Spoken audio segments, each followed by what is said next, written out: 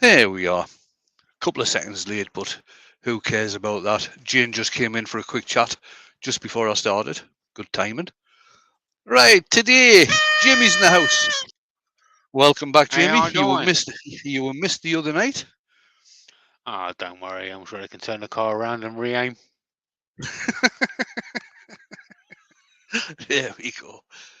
Right, what we're doing. Right, hang on. I'll stick Jamie in the background, and I will put up what we're doing today. So today, I've got a piece of horse chestnut on the lathe. It's about 9.5 inches diameter, something like that, and it's around about 5 inch at its deepest point. It's got some nice burr in here, so it should turn out as quite a nice sort of live edge bowl. What's that? Oh, Jake's just put short up, I think. Right. I didn't get the hole quite centered when I was drilling to go into the chuck, so it is a wee bit off center, but that's by the by, that is. So I'll get on and do some turning, and Jamie can let us know what's happening in the chat. If and when Rob comes in, because I know Rob's working from home today. Rob's in. Give us a. Oh, Rob's in. Yeah, I know Rob's in because this is here. There we go. Right. All right. Hang on. I'll coming back on the main screen again. Oh, that's wrong. Camera. Rob's so That's what far I into want. the live, you could say he's Real deep. Real deep. Right. So, Rob was asking a few questions on Scott's channel last night, on Scott's live last night, and I said I'll show him what happens when you turn a piece of wood and you leave it to dry to return it a second time. Jamie and I have had a chat about this particular piece before we went live, and I am going to try and return it, but not the outside. I'm only going to turn the inside. There it is. Now I turned that on a live about 4 months ago, I think it was. It was going to be going down to Jamie so he could fill the cracks in with resin and return it. But we've decided between us today that what I'm going to do, because I want to leave that bit, you can see how much that has actually moved and how much it's dipped down. I'm going to leave the outside. I'm going to sand it all and get it all finished nicely, all of the outside. I'll turn the tenon off eventually, but I am going to return the inside of this. I'm going to leave the rim as is because it's got a wonderful warp on there. So I'm going to but I'll just return the inside of the bowl and get that finished off. All the rim will get sanded and finished properly as well. And it should make for quite an interesting bowl. It's a piece of ash, it's a piece of olive ash, and it's got some wonderful grain in there. But that's the type of thing that happens when you turn wood wet and then leave it to dry. I have I'll got be, other pieces. I'll be honest. I'd rather take the bit of wood with the crack that big in it because it's a lot smaller than it was before. A lot less resin. Oh yeah. What was I going to say? I've got quite a few bowls in here that I've turned once to return. Not all of them move that badly. This is a piece of beech, I think. Yeah, I think this is a piece of beech. Oh no, it's not. It's a piece of sycamore. And this again was done a few months ago on a live, and this has hardly moved at all. This piece, it's still pretty circular and it's still pretty level. So it really all depends on the wood. I suppose how wet it is, how thick the walls are, and things like that. So just to let you see. Speaking of moving badly,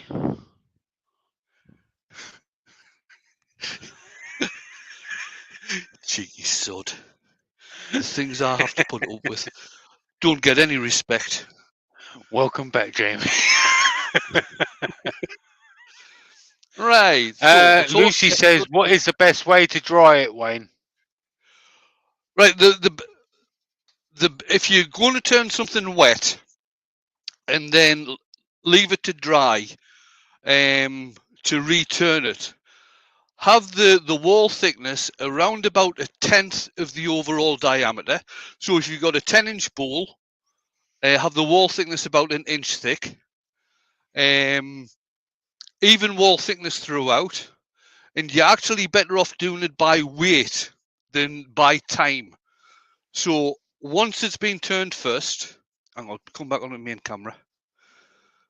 Once it's been turned first, weight, see what weight it is, stick it in a cardboard box with some dry shavings if you can. Leave it for, let's say, a couple of weeks. Take it out, re-weigh it, and see how much moisture it's lost. What you're wanting to do is to get it to such a point where when you weigh it 2 or 3 times and the weight stays the same, then it should be good enough to turn the second time. You can always use a microwave method as well. I used to have, I don't have it anymore. I used to have a microwave in the workshop purely for doing this. But you do it, if you're going to use a microwave method, microwave on half power for about 30 seconds at a time. And again, you keep on weighing it till you get it down to a point where it the weight stays the same over 2 or 3 weighs. Brian with a Y had a question for me. He said, would resin infill have prevented that warp, Jamie? No, it wouldn't. Not by a long shot. What would actually have happened would have been the resin would have stayed where it was, and the wood would have just carried on warping. I've actually seen some cases where people have finished bowls with resin inside of them, and you can actually fit your fingernails under the resin where it's joined together with the wood. And that's just where it's come from one country to another. Just a difference in moisture in the air. So you kind of really need to be kind of careful with wood turning projects. Make sure that with resin, make sure they're really, really dry or stabilized. Rob says, question, after pre-turning, how long do you wait? Is there a telltale sign to say it's ready? You can use a moisture meter. Yeah, you could use a moisture meter, get it down to around about 11-13%, something like that. I tend to just leave them around about 6 months and then return them. I don't have a moisture meter. Or weigh them. Yeah, we was saying it's before the show. It's usually for hardwoods. It's usually a year per inch plus a year. And then for softer woods, it's about 6 months per inch plus 6 months to a year. Yeah. On top of that, to dry it out. This gouge needs a sharpen.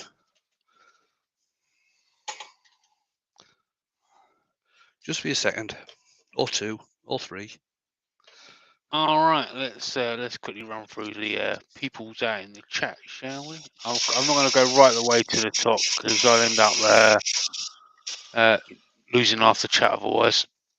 We have Mr. Chris Dodds. We have Brian with a Y. We have Andy, the Valley Woodturner, Bundy Rose. We have Gary Glass. We have Doug Miller at Woodspun Round. We have Lucy again. We have Malcolm Douglas. We have Norman Greenwell. We have Gary Glass. We have Terry Bartlett. We have Vicky's out there. We have Chris Schwing. We have Rob from Klingspor Abrasives is out there.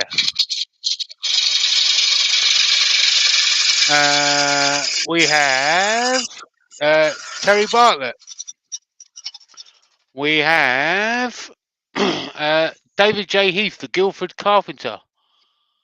We have, let's get going. Douglas Mungham's out there.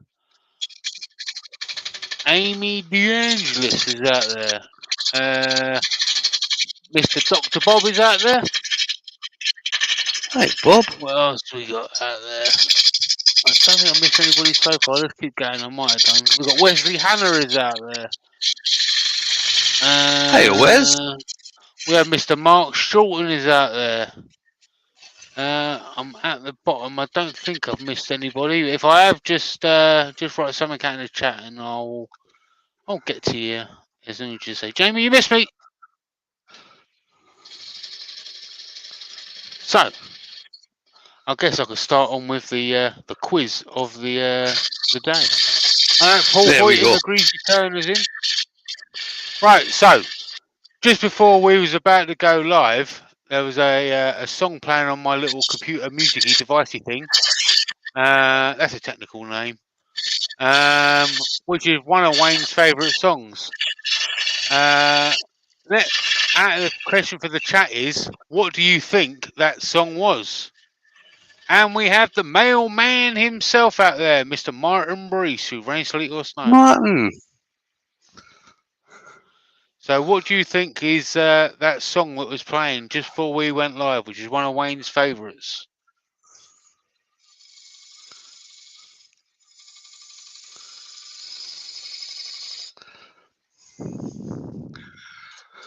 Douglas Mungham says, JP, excuse me, says, JP, you missed my question. My bad, let me just quickly scroll up.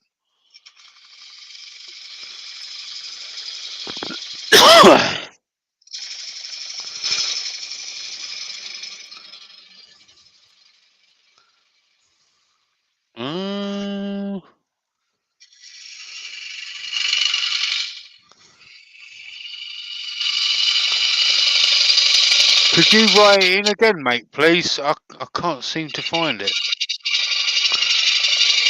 It seems like it's gone way past.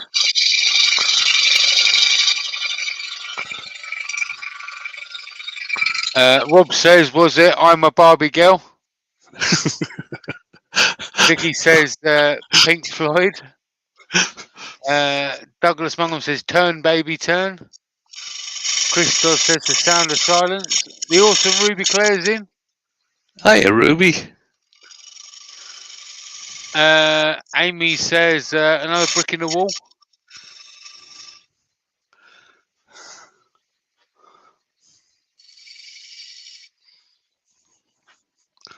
Lucy says, the version by Disturbed, though, Chris. That is a good version, Lucy. That is a good version. Christoph says, the Star Wars theme.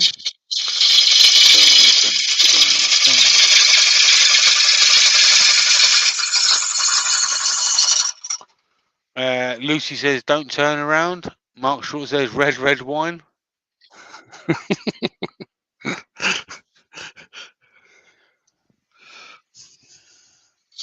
Gary Glass says, master of puppets. So Douglas Langham says, when drawing blanks, you gave a time, would that be in a workshop or in a house? Well, I just leave mine in the workshop. Yeah. I'm not sure about. But I do have. See, with kiln drying, what people tend to do when the kiln dried, now they will, certainly when it comes to boards, when it gets kiln dried, they tend to air dry under sticks for a couple of months, and then they'll probably kiln dry it for a couple of weeks, I think it is, to get it down to the moisture content they want. Chris Schwing says, my girl. Amy says, fire starter. I think that's my song, that is fire starter.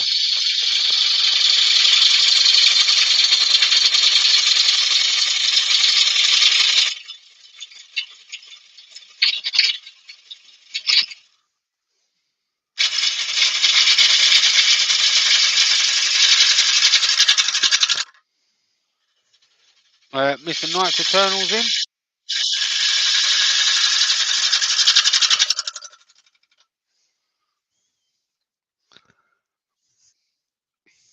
Yeah, it's got some very nice grain in it.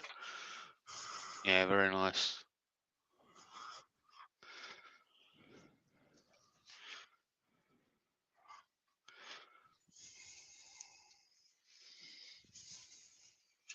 Dr. Bob says, that is a hard question from this side of the pond, though.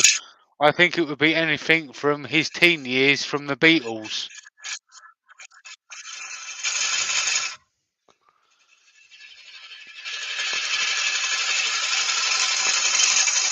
Well, actually, the piece of music was, well, some say pinched from one of the Stones records.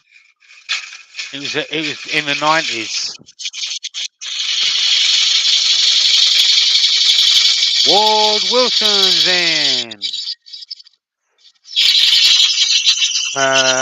Andy, the Valley Woodturner, Bundy Road, says 3 times a lady.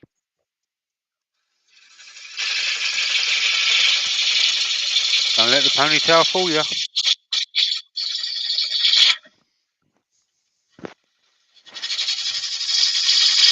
Or the soft hands.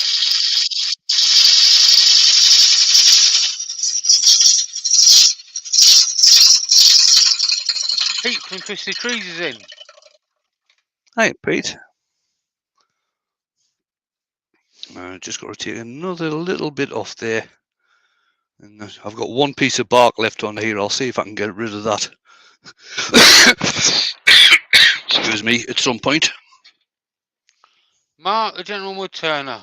He says, apologise he couldn't be. He's got some business to attend to. No worries, mate.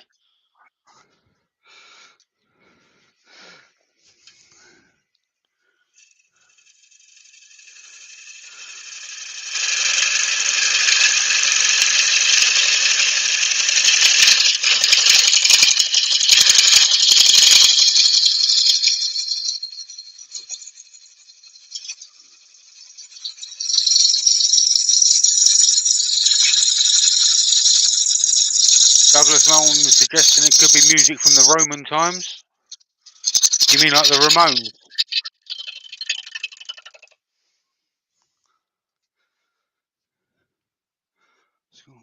There is actually a, I don't know if I told you about this, Wayne. There is actually a YouTube channel out there about some Beatles music that was stolen years and years ago. And it's a lot of lost footage. I can't remember what it's called. I'll have to find it and tell you about it. I did subscribe to it, but I can't remember what it's called offhand at the moment. But they've discovered all of these lost tapes and all that sort of stuff, and someone's got the rights to put it out. Oh, nice. And it's all unseen footage of like them sitting around in recording studios and all that kind of stuff. Rob says Wonderwall. Gary Glass says Poison Ivy. Mark says Oak Island. The theme tune. I want to sing the theme tune. I want to write the theme tune. I've got a little bit of tear out there, so what I'll do is get my finishing gouge, give it a quick sharpen, and see if I can get rid of that.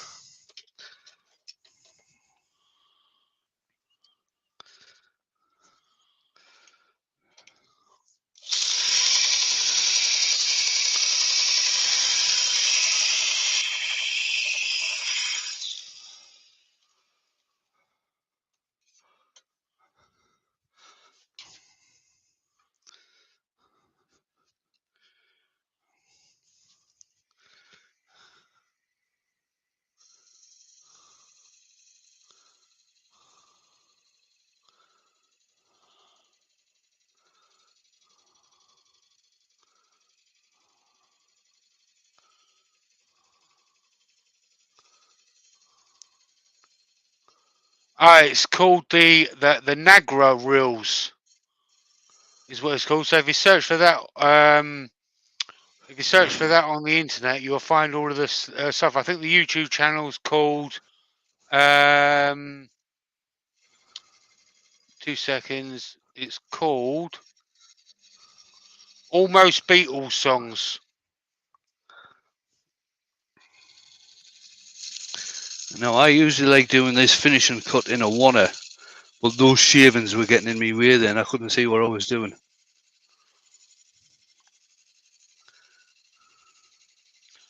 Amy's got a question. She says, is there a wood Wayne hasn't worked with that would like to?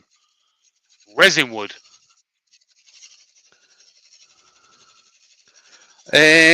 Buckeye burr.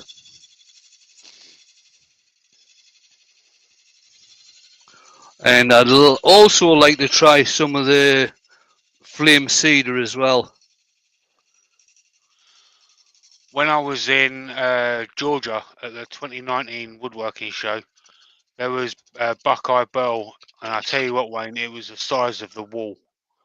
Yeah. You know, like the size of the booths we have at Maker Central. Yeah. It was almost like the size of the back wall. It was absolutely massive, and these slabs are about 4 inches thick, 4 or 5 inches thick. Right. So today, what I'm doing, as Rob kindly sent me some to try, I am going to be using the Klingspor abrasives. These are a net abrasive, so they clean quite easily. Once they get clogged up, you just need to give them a blowout or a wipe over. They clean quite quickly. So I'm starting off with my usual 80. So I'll be going 80, 122, 40. I do have 400 as well, but I'll not be using that today because I'm not going to colour this piece. I tend just to sand to 240 when I'm not colouring, and then use Yorkshire grit, which I will be using on this today. Nice. Now, Rob did say that he knows this stuff, the Velcro stuff, works really well on the likes of 4.5 and 6 inch grinders, but he's not too sure how it'll work on turning. Now, I do use a drill. Obviously, everybody knows that I use drilly when I'm doing the sanding, but if this happened to start coming off or anything like that using the drill, I would actually recommend using the Hope sander. inertia sander. Yeah. Now I've got this is the long handled one I've got for doing the inside of vases and things. But my sanding arbors do actually fit in this. So using this, it'd probably be less aggressive. But we'll see how it goes anyway. Dr. Bob's got a question. He says, a quick question, please. When did Wayne the Great discover wood turning? Let's see. It was when I was having to turn all the rollers for the slaves to roll the stones for the pyramids. No. Funny you say that, because Pete from Twisted Tree says he was an apprentice pulley turner for the hauling of the stones to build Hadrian's Wall. Yeah, that was a later job. No, I started wood turning, Bob, in October of 1986. I was in the process of leaving the army, and we had what was called then a pre-release course to get people back into civilian life. Jane and I had just bought this cottage and needed some work done on it. So I did an introduction to the building trades, which did a bit of brickying, bit of plastering, painting and decorating. But they also had a joiner shop, which they allowed us into. And that had a union graduate lathe in. And they let me have a play on it. And the next weekend, I went home on leave and bought a lathe. That was it. Bob's probably out there going, 1986, that's when I just retired. The little Precious is out there, Andrew.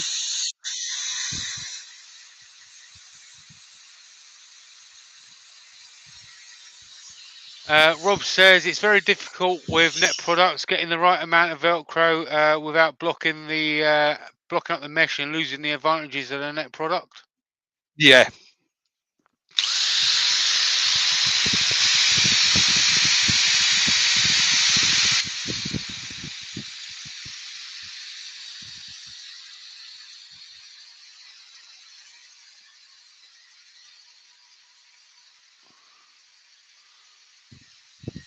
I was only 4 in 1986 as well. Amy says, how's the pain from the tooth removal, JP? Still there, Amy, still there. Evidently, I've probably got to have another one taken out. That was the 80 grit, very lightly gone over with the 80 grit, and I'm well impressed with that. Are you that impressed that I should put the logo back up? Good call. Good call. Go and get all your sanding stuff from cleansport.co.uk and do it now. Or after the show. Right. Right, now the thing is, you won't be able to buy it from Klingsport. Well, I don't think you can buy it there. Klingsport are one of these companies that put their produce out to distributors. One of the main ones that Rob deals with at the moment is Yandles, but he is in the process and getting in touch with other companies as well to see if they'll stock it. I'll rephrase that.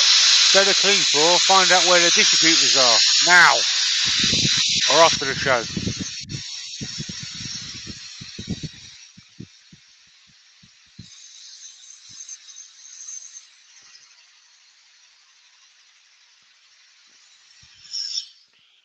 Gary Glass So that says, was I the was going 120. to my 4th year in the army in '86.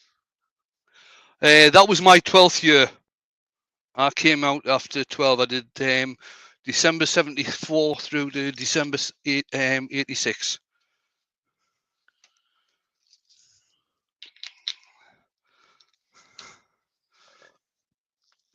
And now we'll do the 240.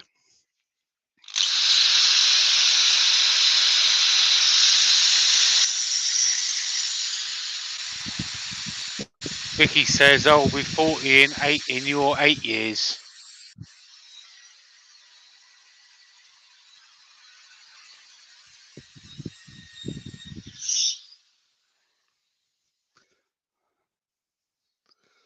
Well, Rob, I've got to say there's no problem with it staying actually on the discs. That works absolutely fine, and I'm well impressed.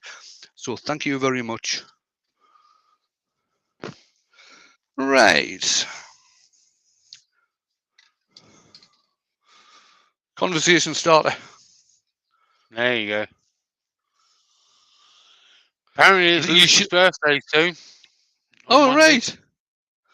You should be able to see the grain in this actually starting to pop now once I put the sand and sealer on.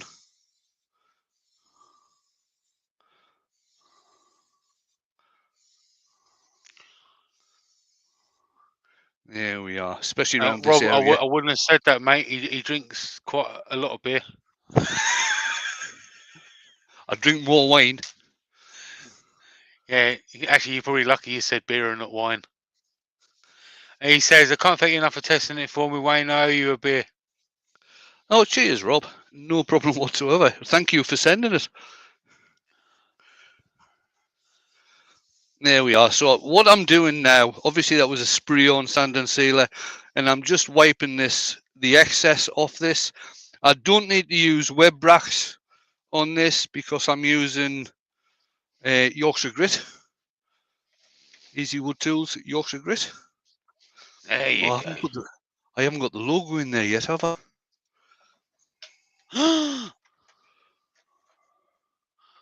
No, did I put it? I think I put it in there for you. Did I not? I'm sure I did. I'm sure I did. Yeah, I did. There you go.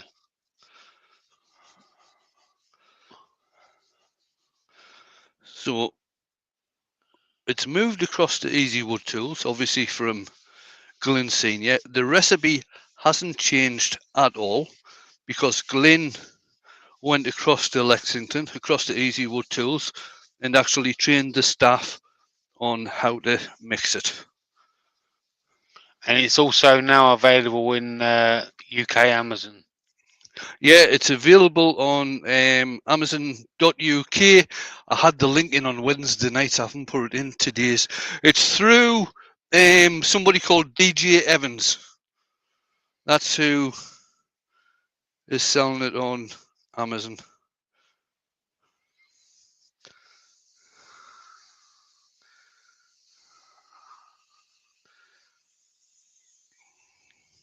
And again, so I'm just rubbing this in, starting off at about 250, just to get the abrasive working.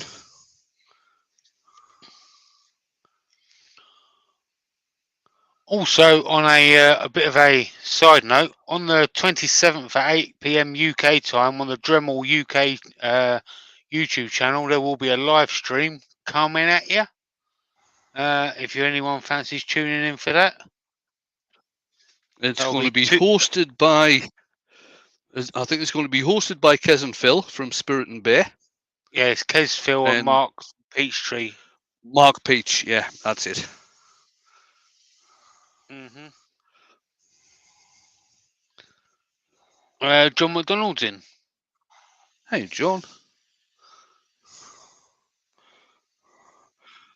I've just turned the speed up, and I'm using a clean part of the kitchen towel. Just carrying on rubbing it in so the abrasive does its work.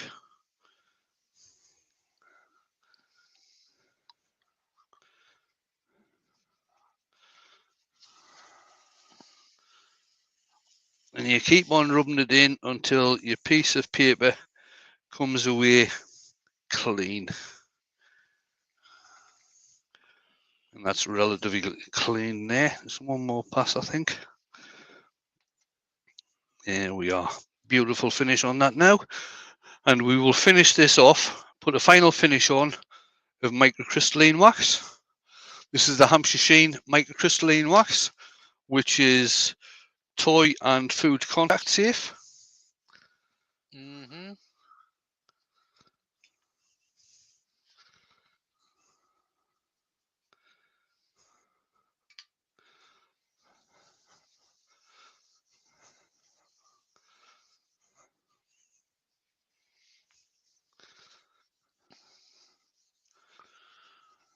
So I was telling Wayne that I had a Toblerone flavoured coffee this morning, and he kind of giggled at me. So I've got a question for everybody out in the I've chat. just done it again. I've got a question for everybody out in the chat. If you was to have a coffee infused by your favourite candy bar, what candy bar would you have your coffee infused by? If you had to have it done. See, in the chat the other night, there was a conversation going on about flavoured coffees, because everybody knows my feelings about flavoured coffee. And I said about the only flavoured coffee that I really like is brandy flavoured coffee. Mm-hmm. Because you can't beat a nice cup of black coffee with a drop of brandy in there. Rob says Snickers. Knights Eternal says Lion. Luke says, where did you get Toblerone flavoured coffee from? Costa. Chris Schwing says Almond Rocker. Douglas Mungham says no. Christos says Mars Bar. Vicky says Peanut M&Ms. Pete says, easy question, David. I have my coffee flavoured with a coffee bar. Andy says double decker. Good calls, though.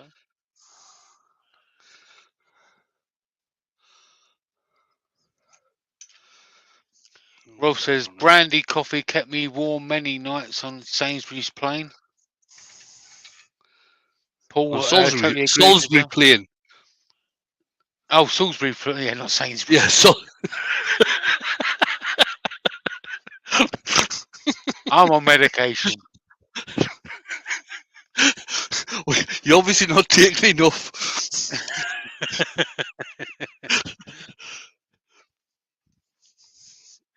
What are you doing hanging around supermarkets? Standing outside with all of his club card points.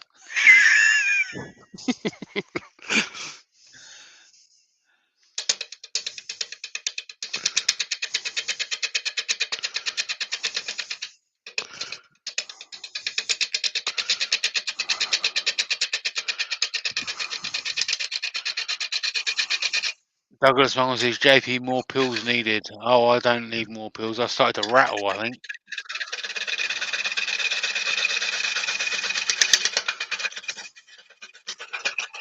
Yeah, when Jimmy goes away for the weekend, he has one suitcase for his tablets and one for his clothes.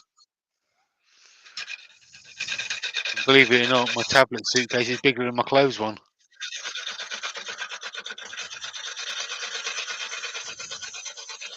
Oh, Asbac's been mentioned out there.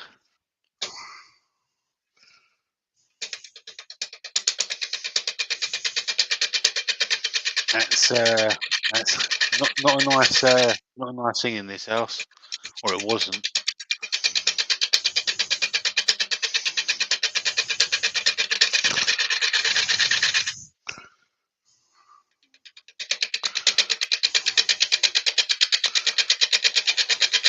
Harry Glass says, I've spent the odd night sleeping in Sainsbury's, aka the car park. It's next door to my local boozer.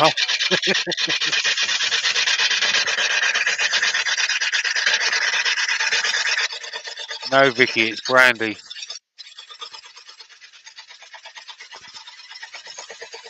Amy says, I hear you, JP. I take 6 tablets in the morning and 2 at night. I wish I took 6 tablets in the morning and 2 at night.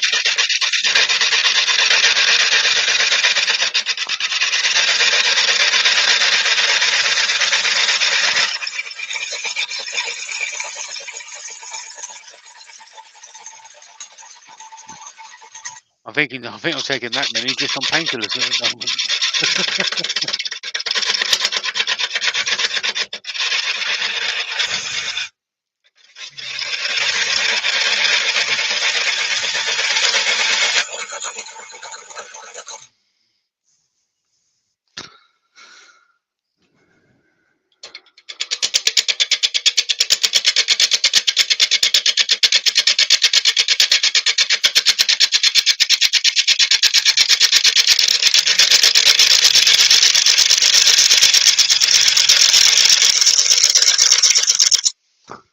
I'm just going to move on to my bigger gouge with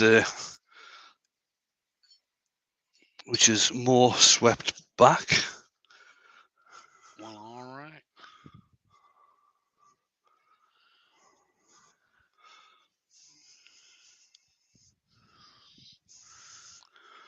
This wasn't the one I Douglas was says, looking for. Amy, I'm but on 20 a day. Is that tablets or cigarettes?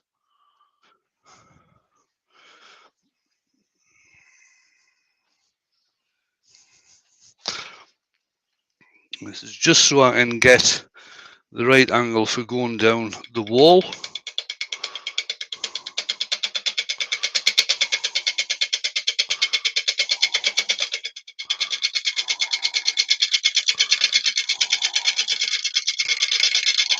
Joe Garofalo's in.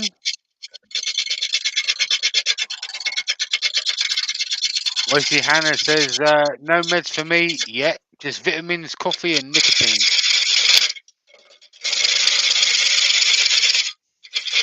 Christine and Michael Hesselstein says, well, first of all, they're in. So, hello, Christine and Michael. Someone beat me to it saying, as that brandy flavour coffee is the best.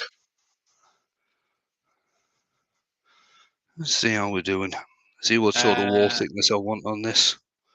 Rob says, I shall be taking my medicine tonight in pint form. There's no work tomorrow. Oh, nice.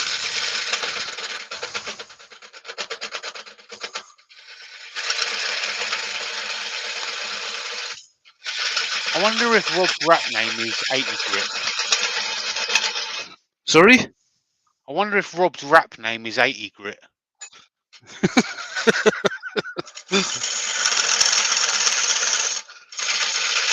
If not, it should be.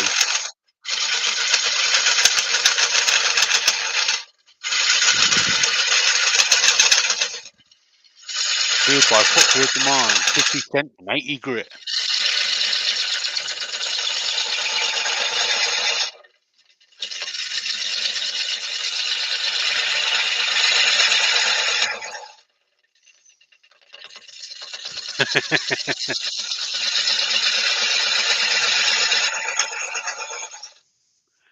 Mark Shorten says, I'm going to have to come into the workshop more often. I've just found a 5.2 kilogram burr.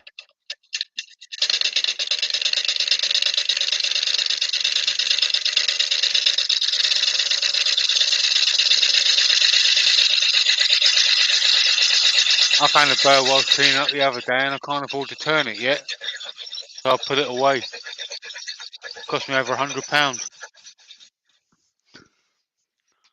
Let's see how I'm doing. I'm saving it for What do you reckon? You reckon that wall thickness is okay? Because it's leaving quite a few of the spiky bits. I'd say so. Yeah, you don't want to get rid of all of them. Right. What I'm going to try this curved bowl rest again. I've sanded the stem on this with 80 grit now, and I did have a quick try of it earlier on, and it was still moving. which, like I say, I'm not that happy about considering how much it bloody cost. How comes it keeps moving then, mate? I don't know. Every time I put the tool on and go in, I don't know. That seems fairly solid at the moment, but we'll see how it goes. I tried it on Wednesday night, and every time I started cutting, the tool rest started moving and started twisting, actually in the tool post. I'd sanded it to 240. Pete said he did it at 180. So I thought I'll see what it's like with 80 grit, see if it works.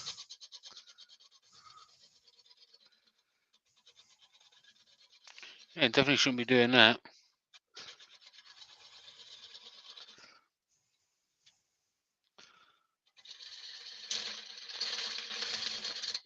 Let's turn the speed up a bit. Good call. Huey is in. Shug!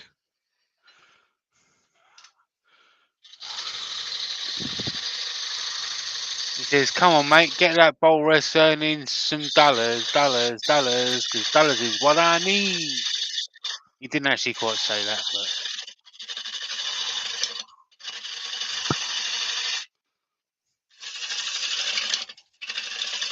Oh, hang on. I forgot to do something. I could hear it. It's moved. There we go.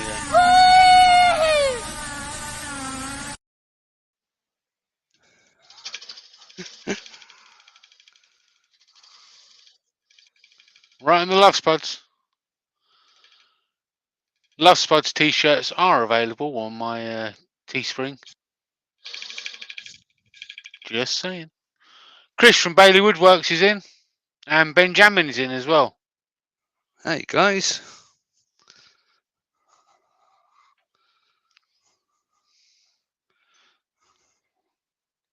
And Brian at Woodturning is in.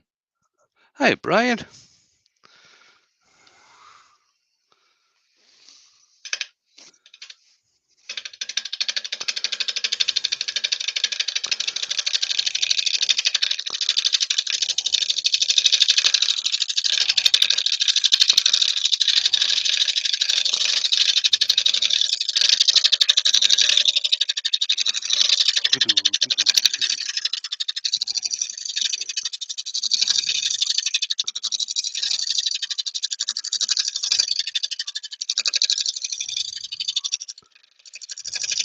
Brian says, how are we all today? Not bad, mate, not bad. Yourself? Not bad.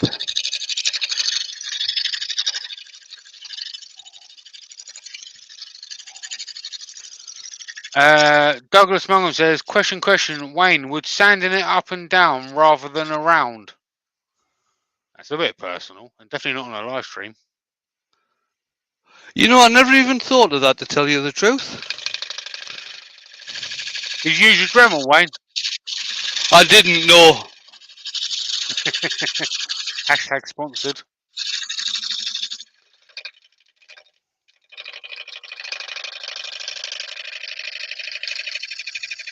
Oh, yeah. Thanks for that, Shug.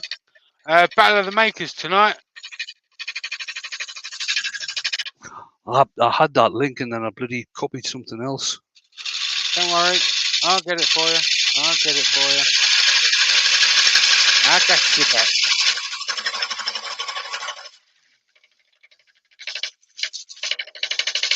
Battle of the Makers. There we go.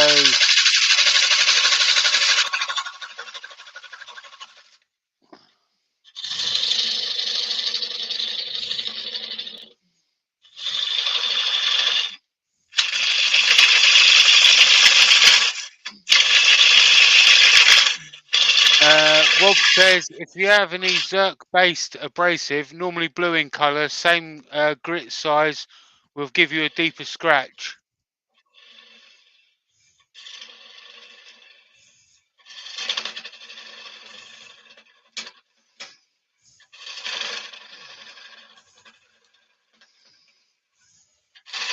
And there's the link to Battle of the Makers tonight at 7:45 UK time on Steve Kerville's channel, or SK Crafts as he's also known.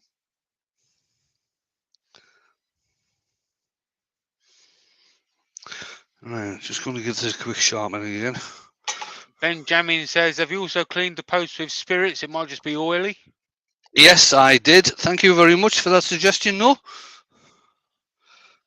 He's got Big Mac fat all over it.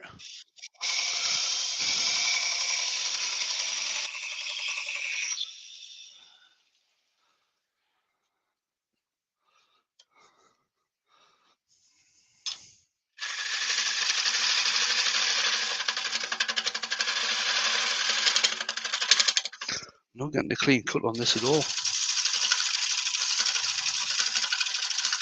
You might get a clean cut on a number one hollower, you know what I mean? Especially when Huey's in the chat.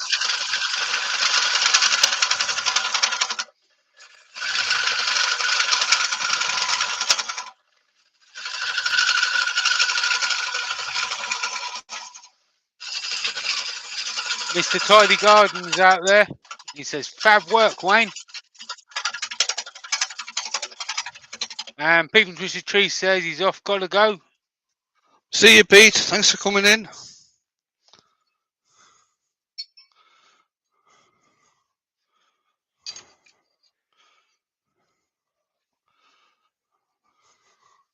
Amy says, now I want mashed potatoes. Thanks, Rob.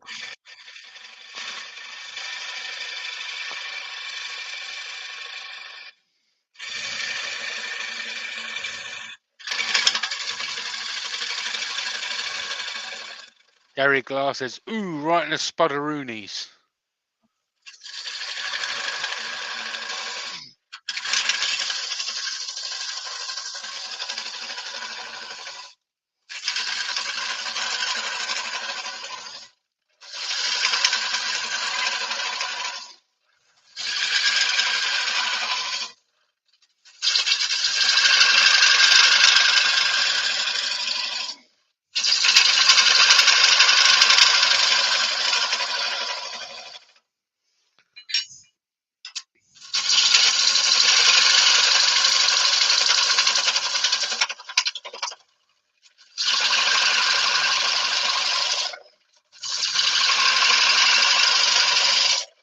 Mr. Tidy Garden says, my dad used to watch Wayne's channel. He passed away recently, age 58. Sorry to hear that, buddy. Oh, yeah, sorry to hear that.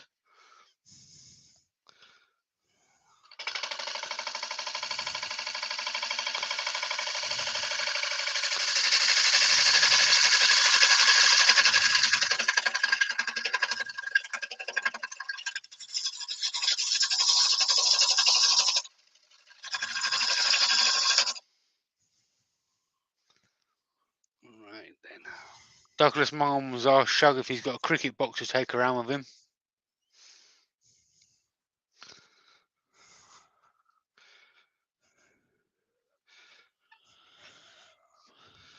Ben's made an accident. He's made, or should I say, he's done a bit of a faux pas. He said he's made a slippage and accidentally ordered a Hope threading jig.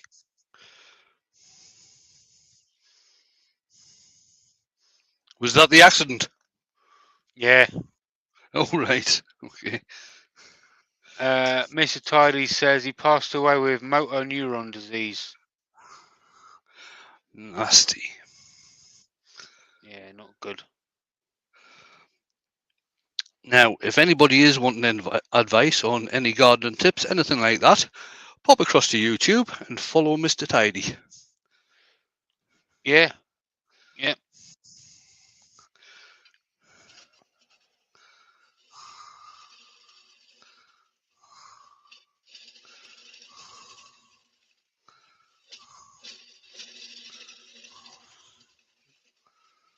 Lucy says, I nearly accidentally ordered something in my drunken state last night.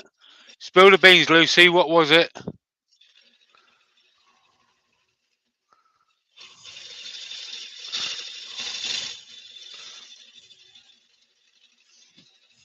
I thought Jamie had been messing about on my Facebook channel the other day. Somebody had asked in on one of the Dremel things if people wouldn't mind doing an interview. And I got up the other morning and found out that I'd agreed to do one. Oh yeah, with who? Oh God, what's her name? Holly something or other. She does cosplay stuff. I don't know.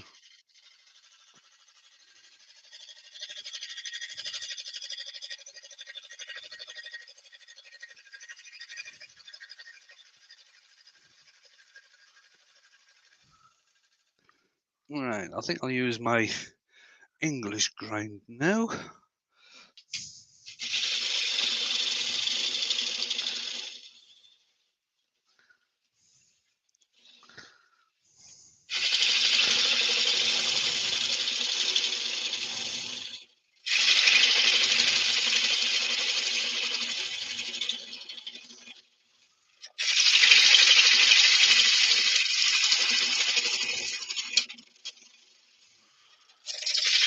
Chuck says, okay, back to work. I'll catch you on later. See you later, Shug. See you later, Huey.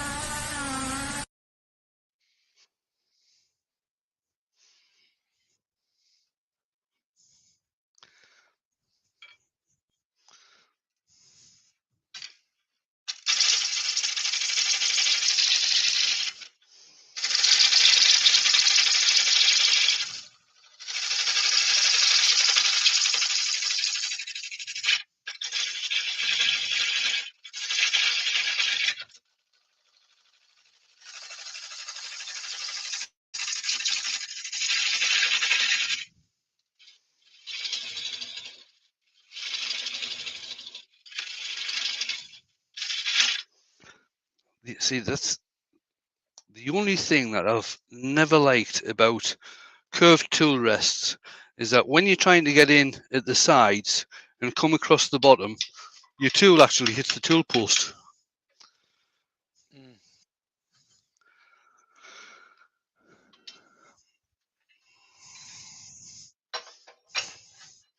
I'll go back to the straight one.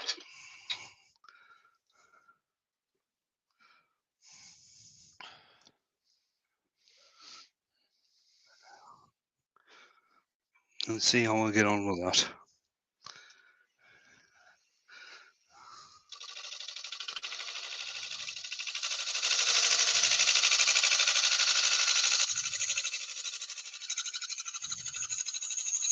Ben says, I know the English grind is usually referred to when it's used as a bottom feeder, but was it also used to turn the whole bowl before the Irish grind became popular?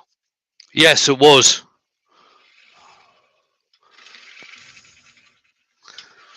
There's a very good article. I can't remember if I saved it or not, but there's a very good article you can find on the internet about bowl gouges. Because the first bowl gouge was introduced in, I think, late 60s, early 70s by an English guy, Peter Chapman, I think it was. And it actually didn't have a long handle on it, like the handles you see on gouges these days. It still had the carving chisel handle on it. And I think that was introduced as the long and strong. Prior to bowl gouges being used for bowls, everything was scraped. It was scrapers that was used all the time.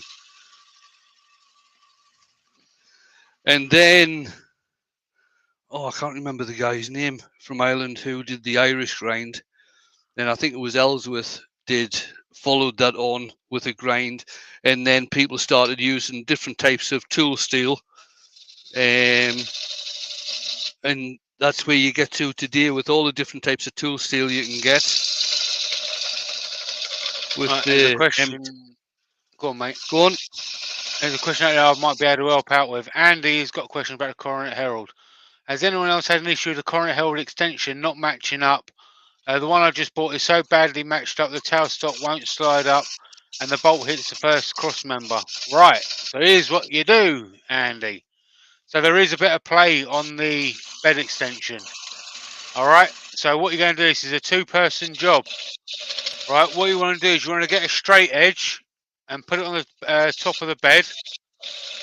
Right. And then what you want to do is you want to hold it in place so it's perfectly flat. And once it's perfectly flat, tighten the bolt because there is a lot of play on it.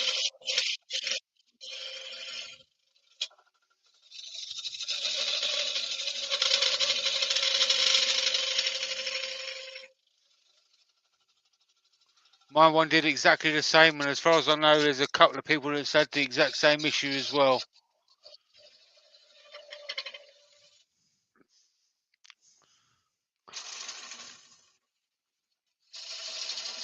You just get a long straight edge, like a spirit level or something like that, across the top. Get someone to hold it in place for you, and just do the bolt up.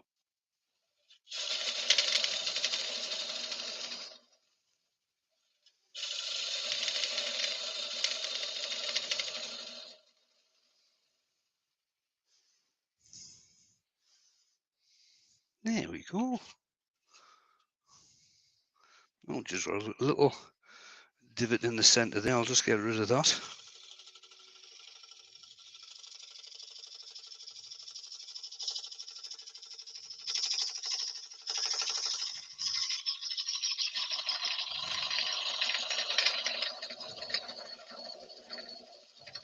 Yeah, you'll be alright, Lucy. You'll be able to do it.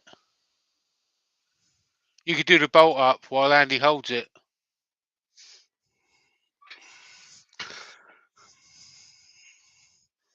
Right, get this sanded.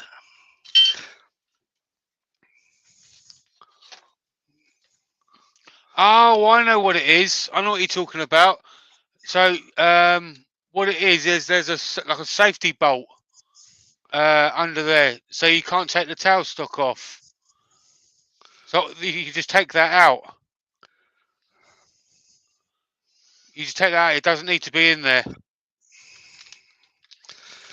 That's just so Right, when you since how this has got pull the tailstock back, so the tailstock doesn't fall off the other end.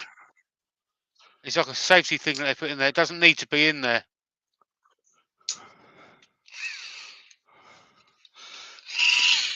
right, I'm going to use my angled drill on this, seeing as how the sides are quite steep. I might not be able to get in with drilly properly.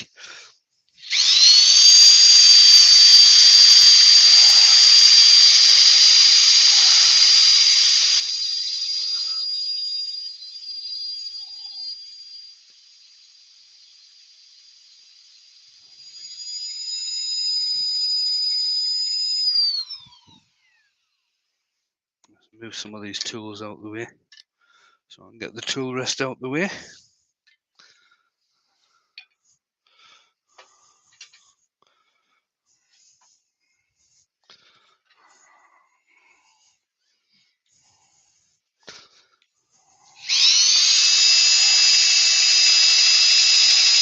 If you're still struggling after that, Andy, just shoot me a message on Instagram, all right?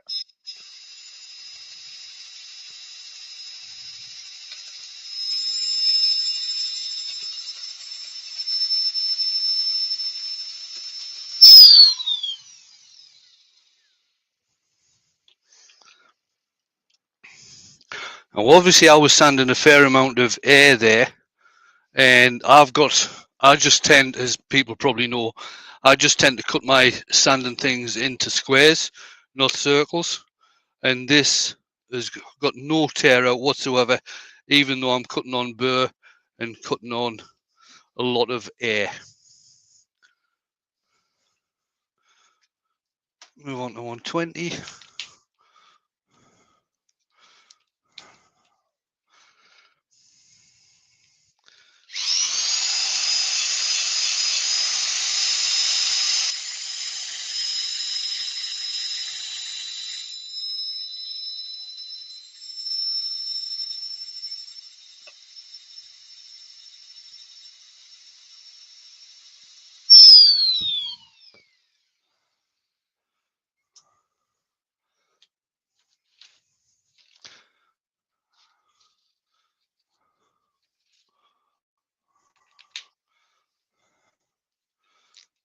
And 240.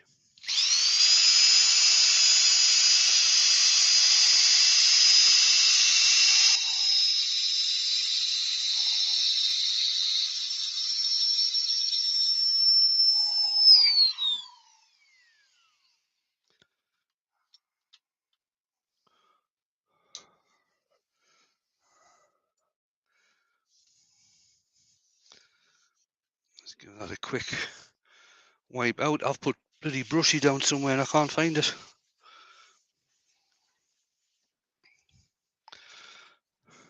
Right, for the rim on this, there's still a piece of bark left on there.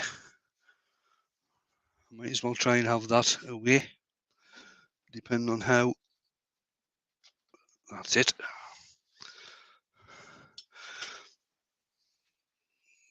Now, what I usually do, with things like this, I do an oil finish, but I am doing a wax finish on this. So I'm just going to put cellulose sand and sealer around the rim and just leave that as the finish.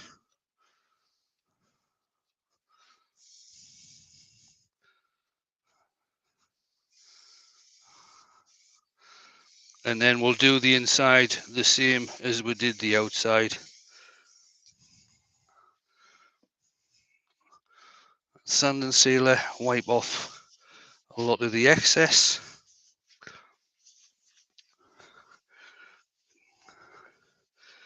Now, the reason I usually do an oil finish on something like this is obviously because it's a burr and it's got all these jaggy bits right up at the top, and I'm using Yorkshire grit. I may well damage my fingers. Uh-oh.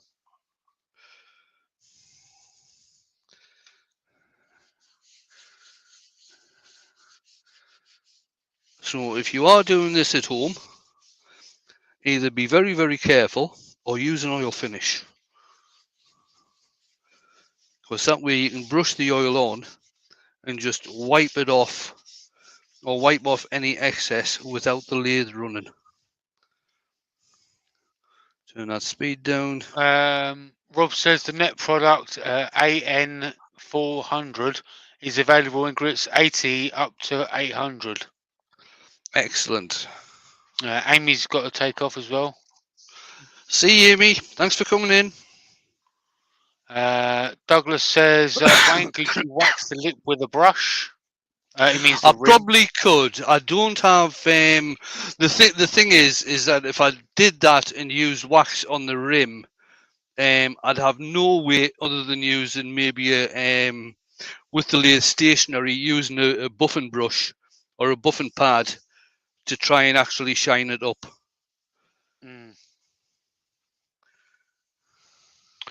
Vicky says M plus. Vicky likes lemon oil. Yeah, we all know that. Mind you, she's down to 2 cans a day now, don't you? Yeah, something like that.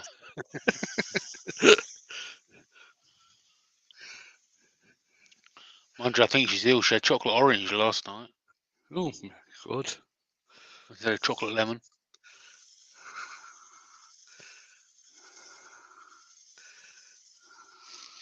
Lucy says, we got some lemon oil at the weekend.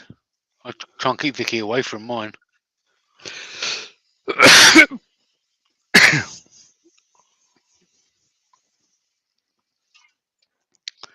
There we are. That's the Yorkshire grit done its job. I'll just finish this off with some microcrystalline wax.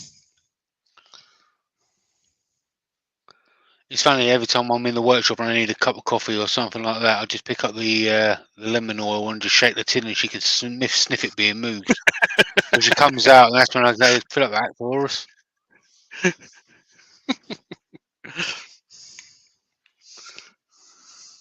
Lucy says a chocolate lemon. Now there's a thought. Do you remember chocolate limes? I don't think Yes. they still do them, do they? Oh yeah, they still do them. Yeah, I had a bag the other week. Oh, I think he's still got some left in the fridge. Have you still got any mints left? Mint. Yeah, have you still got any left? We'll have to refurbish that tub otherwise.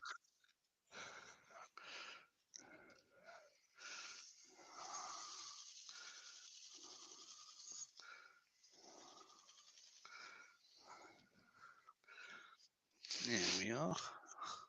Nice. Clean off any excess wax around there. Take it off the lathe.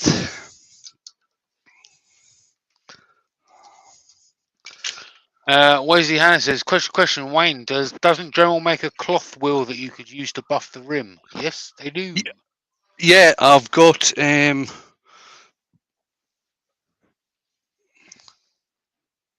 one. That would work. But obviously I would still do this with the lathe stationary on this rim. I wouldn't do it with the lathe running. Where's my tape measure? What's that? 9" by, yeah, about 4.5 at its highest. So there we have it. A nice piece of horse chestnut burr. Very nice. Around about 9" diameter by about 4.5" deep. It has got some nice figuring in there, especially around this area. Well, there we go. Right, let's bring Jamie in. There he is. Clean me specs. Right then, what's happening in the chat? They're all talking about food. Well, Vicky and Lucy are. Doctor, was a question, please. Do you and the wonderful Wayne have a happy Woodturner name your pieces? I tend not to. No. Firewood and non-firewood. Yeah. For sale, firewood pile. For sale, firewood pile. Jamie, if he's lucky. Yeah. Mint, not so mint.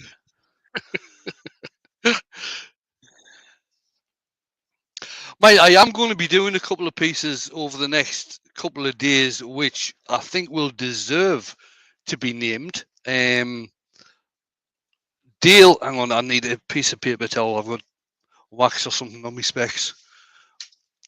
Dale has just got himself a sandblasting cabinet, and he's also got some glass beads for sandblasting, because glass beads are very good for sandblasting wood.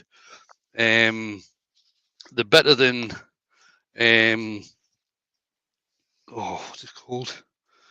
Better than the iron oxide stuff, because that actually stains the wood. Glass beads don't tend to stain the wood, and it can be a bit softer. I've got bloody shavings everywhere. It can be a bit softer as well. So I'm going to be doing some ash, very, very thin, and taking it up to Dale sometime during the week and shoving it in the sandblasting cabinet to see how it comes out. And I think I will be naming those pieces, because it might be a series.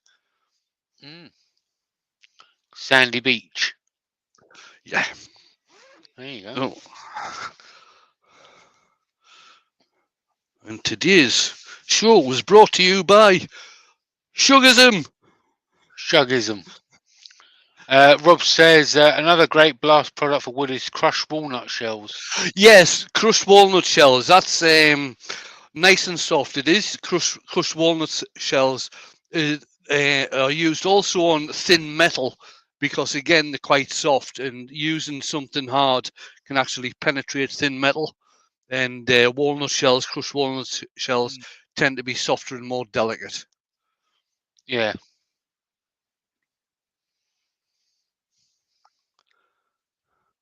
I looked into the whole sandblasting thing quite a bit a good few years ago, but I've never had a compressor which is big enough or powerful enough to actually do it.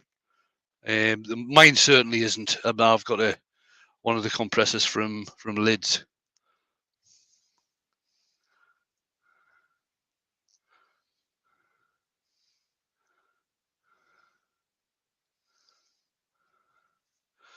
There we go. Right. Oh my God, it's 2:10. Right, guys. Yeah. Thanks everybody for coming in, and very much appreciated as usual.